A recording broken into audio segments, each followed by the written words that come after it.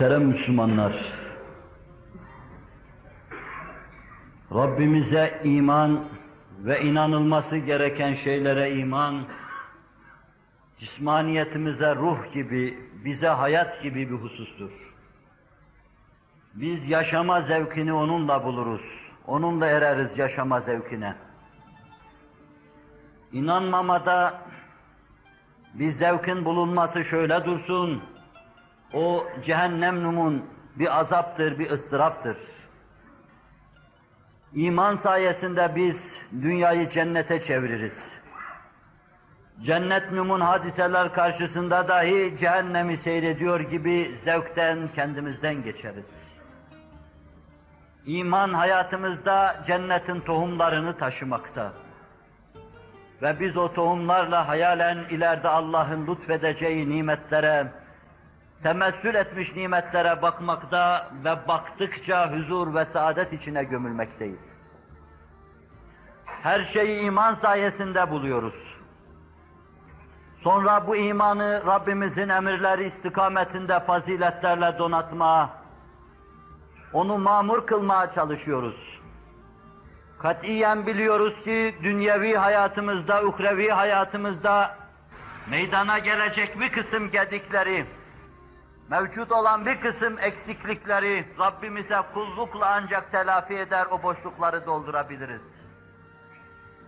Dünyevi hayatta zikzaklardan kurtulma, inhiraflardan kurtulma, Rabbin emirlerine bağlılık içinde yaşanan bir hayatla kabil olduğu gibi, ahirette intizar ettiğimiz, keyfiyetlerini bilemediğimiz, zevklerine hayalen ve fikren eremediğimiz, Rabbimizin bize lütfedeceği bütün ihsanların çözülmesi ve biz tarafından elde edilmesi yine bu sayede olacaktır.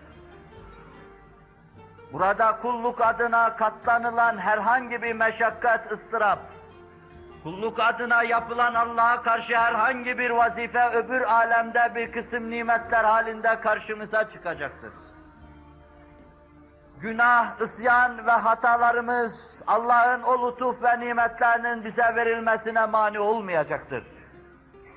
İnşa'e afa ve inşa'e azzebe sözüyle tanıdığımız Rahman-ı Rahim olan Hazreti Allah, düşüp kalkmış insanlar olarak dahi huzuruna gitsek, bize burada kendisine karşı yaptığımız kulluğun mukabelesini, mükafatını birkaç kat bereketiyle ihsan edeceğine inanıyoruz.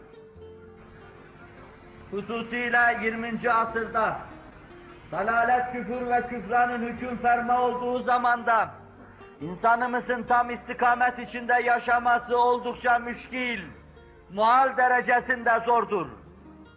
Bu kadar zor şartlar içinde Müslümanlığın emirlerine riayet eden, kulluk vazifesini gücü yettiği kadar yerine getirmeye çalışan kimsem, orada iki büklüm kalmayacak, yerlerde inşallah sürüm sürüm olmayacak, sıratı geçme imkanını bulacak, rahmet-i ilahiden istifade yoluna vasıl ve nail olacaktır.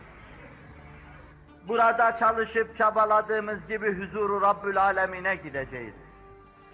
Günaha girmiş, günaha batmış, çeşitli hata, çeşitli isyanlar içinde yaşamış bir cemaat olarak Rabbimizin huzuruna gideceğiz. O huzur esas itibariyle hatalıların, günahkarların ve mücrimlerin kabul edileceği bir huzur değildir. O huzur, pak insanların, temiz insanların, nezih insanların kabul edildiği bir huzurdur. Ama bununla beraber kulluğu bırakmayan, düşe kalka dahi olsa onu sonuna kadar götürmeye çalışan, neticesinde Rabbin vaat ettiği mükafatı almak için çırpınıp duran bir insan, İnşallah öbür alemde iki büklüm kalmayacaktır diyorum.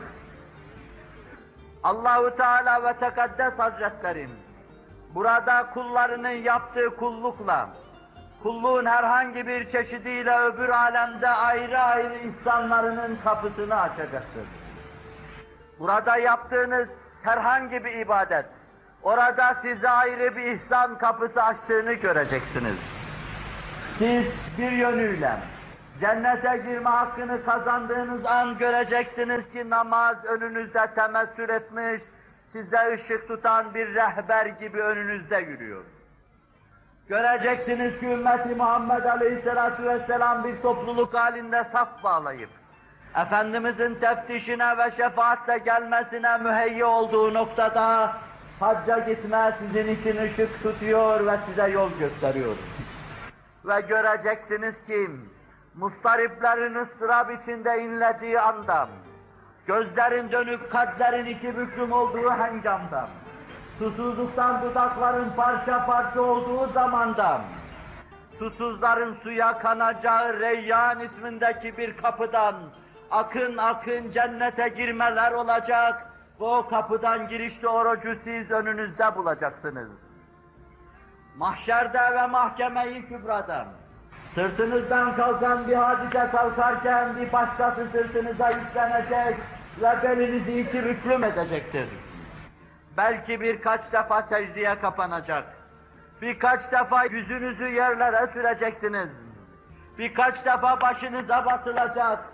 Birkaç defa siz her şeyinizde ayaklar altında kalıp çiğneneceksiniz. An olacak, dem gelecek, ümidiniz kesilecek. Bittiğinize inanacaksınız. Artık bizim için bir hayır, bir yümün olmaz diyeceksiniz. Yersin içine gireceğiniz anda birdenbire dizinize ferman getirecek ses ve soluk duyacaksınız. Bu söz, bu ses arş-ı azamın altında.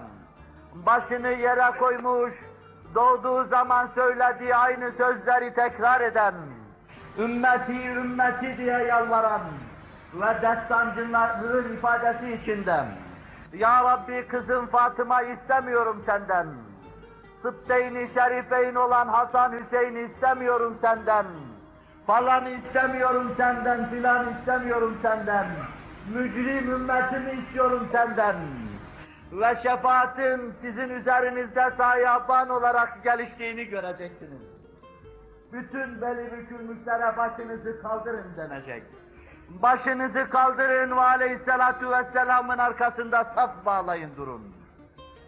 Bu mevzuda da siz Aleyhisselatu Vesselam'la sık sık münasebet kurmanın önünüzde bir rehber gibi yürüdüğüne şahit olacaksınız. Eğer burada sık sık Rabbinize müracaat etmiş, kapısında mevcut olduğunuzu duyurmuş, mevcudiyetinizin alametini bir dilekçe halinde takdim etmiş, davetlere icabet etmiş, içtimalarda bulunmuş, yoklamalarda ispat-ı vücud etmiş iseniz, orada siz yoklara karışmayacaksınız. Orada unutulmayacaksınız, Kur'an ferman ediyor. Siz unutmadığınız için unutulmayacaksınız. Günde 5 vakit namazda siz çağrılıyorsunuz bir konferansa. Siz bu davete icabet etmek suretiyle geldik diyorsunuz. Müezzinin Allah büyüktür sesine siz burada Allah büyüktür sesiyle cevap veriyorsunuz.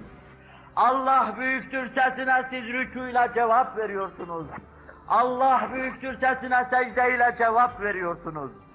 Davete icabet etmiş, yoklama defterinde varlar arasına isminizi yazdırmışsınız. Hacca davet edilmişsiniz. وَاَذِّمْ بِالنَّاسِ sözüne icabet etmişsiniz. Dereler, tepeler kat etmişsiniz. Para sarf etmişsiniz. Yol meşakkatine katlanmış oraya kadar gitmişsiniz. Size soruyor Rabbiniz, büyük kongrede bulundunuz mu? Yoklamada adınıza rastlanıyor. At vardı, araba vardı. Ayakta fer vardı, takat vardı. Geldik evet ya Rabbi bulunduk, yoklamada varız. İsbat-ı vücud ettiniz, unutmamışsınız. Unutulmayacaksınız. Bir seneye nur saçan Ramazan-ı Şerif'te davete tabi tutulacaksınız. Yine size davetiye çıkarılacak. Sahurda içtima yapacaksınız. İftarda içtima yapacaksınız. İmsakta içtima yapacaksınız. Yine yoklamalar yapılacak. Kiramen katibine ya'lemune ma tef'alun. İnnel ebrara lefî nâin ve innel fuccâra lefî cehîm. Bir lahzanızı fevt etmeden ve bir lahza içine sıkıştırılan davranışlarınızdan gaflet etmeden, hayatın saniye, aşire ve dakikalarını tespit eden, şerefli melekler her şeyinizi yazacak. Sizin o topluluğa, o içtimaya gelip gelmediğinizde kaydedilecek, yazılacak. Bütün içtimalarda bulunmuş insanlar olarak Rabbin huzurunda büyük içtimaya gitmiş olacaksınız. O içtimada teftişe, da tabi tutulacaksınız. Üzerinizdeki emarelerle tanınacak ve üzerinizdeki emarelerle gönderdiğiniz davetiyelerin suretleriyle hüsnü kabul görecek ve cennete alınacaksınız. Allah Resulü sallallahu aleyhi ve sellem ümmetine Kevser'inden su vereceğini ifade buyuruyor. Ben ümmetime su vereceğim buyuruyor. Başların döndüğü, gözlerin bulandığı, kalplerin iki büklüm olduğu, ayakların tir tir titrediği günde dizlerine derman ve kalplerine kuvvet olan Resulullah'ın eliyle Kevser içecekleri vaadini veriyor. Sahabi soruyor, ya Resulallah nasıl tanırsın sen onları? Buyuruyor ki sizin alnı beyaz, ayaklarında beyazlık bulunan atları nasıl tanırsınız? Böyle atlarınız olsa nasıl tanırsınız? Tanır mısınız bunları? Evet ya Resulallah tanırız. Ben de ümmetimi öyle tanırım. Benim ümmetim abdest uzuvlarını yıkamadan ötürü alınları parıl parıldır. Benim ümmetimin kolları pırıl pırıldır. Benim ümmetimin ayakları nurludur. Ben onlarla ümmetimi tanıyacağım. Mesaj göndermişsiniz. Münasebet kurmuşsunuz. Veya gönderilen bir mesaja icabet etmişsiniz. Saadat ve içtimada bulunmuşsunuz. Unutmamışsınız. Unutulmuyorsunuz oradan. Unutursanız orada unutulacaksınız. Resul-i Ekrem tarafından unutulacaksınız. Yakını görünseniz dahi, cemaati içinde bulunsanız dahi, onun dünyasında yaşasanız dahi unutulacaksınız. Belki durumunuzdan tiksinti duyulacak bir hale irca edileceksiniz. Böyle bir şeyle meseleyi bitirmek istemezdim. Söz kendi akışı içinde oraya gelince onunla arz edeceğim. Efendimiz çok şefkatliydi. O kendisini anlatırken Hazreti İbrahim'e benzediğini ifade buyurur. Biz de salat-ı selam içinde bu iki ucu bir araya getiriyor, ikisine birden rahmet okuyoruz. Anne ve babasının kendinden evvel meçhul bir durumla gidişi Efendimiz'i daima ağlatmıştır. Bir gün ashabının huzuruna çıkınca hıçkıra hıçkıra ağlayarak çıktı. Ben şurada anne ve babamın Rabbim tarafından affedilmesi için yalvardım, yakardım. Bana dendi ki onların durumu makbul değil. Ve iki büklüm olmuş oraya kadar gelmişti. Bu mevzuda Efendimiz sallallahu aleyhi ve sellem daha sonra beşaret gamz ve ifade eden bir beyanla belki bu üzüntüsü gitmiştir ama ben bu noktada onu Hz. İbrahim'e benzeterek esas Hz. İbrahim'in durumunu arz etmek istiyorum. O kaç defa ey benim babacığım demiştim. Ve bu babacığım deyişleri Kur'an-ı Kerim bize naklediyor. Babacığım putlara secde etmem. Babacığım Rabbini inkar etmem. Babacığım şu hayatı tekviniyeyi yaratan Halık'ına karşı gözü kapalı dolaşmam. Babacığım putlara kulluk yapmam. Babacığım Rabbime isyan etme diyordum. Bütün hayatı bir babacığım şeklinde inlemişti Hazreti İbrahim'in. Ama babacığım sözü bir putperestin gönlünde mahşet bulmamıştır. İbrahim'in arkasında çağlayanlar meydana gelmişti. Vadiler onunla inliyordu. Sağanak sağanak rahmet onun başına yağıyordu. Ama gel gör ki baba kötü gitmişti.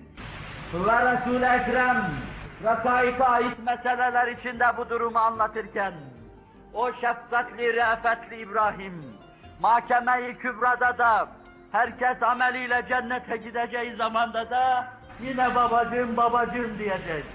Babacığı karşısına dikilecek. Babacığının elinden tutup da kurtarmak isteyecek. Ya Rabbi bu benim babamdı. Benim babamı derbeder ve perişan etmem. Aleyhissalatu vesselam buyuruyor. Birdenbire babası ayaklarının dibinde kötü bir mahluk şekline girecek. Ve İbrahim'in içindeki şefkat ve re'fet silinip gidecek. Babası için artık cennet talebinde bulunmayacak buyuruyor. O güne gidiyorsunuz. İbrahim'in babasına faydası olamayacağı güne gidiyorsunuz. Şefaatçinin şefaatinin kâr etmeyeceği bir güne gidiyorsunuz. Amellerin konuştuğu günde 5 defa Rabbin davetine icabetin, büyük bir iş halinde hüsnü kabul gördüğü güne gidiyorsunuz. Hz. Muhammed'in sözünün, sazının geçtiği, geçeceği güne gidiyorsunuz. Allah'la münasebetinize hız ve kuvvet veriniz. Resul-i Ekrem'le alakanızı takviye ediniz. Ela inne ahsenel kelam ve ebla'n nizam. Kelamullahil melikil azizil allam. Kema kâlallahu tebâreke ve teâlâ fil kelam. Ve izâ kure'el Kur'anu festemi'û leh ve ansitû leallekum turhamun.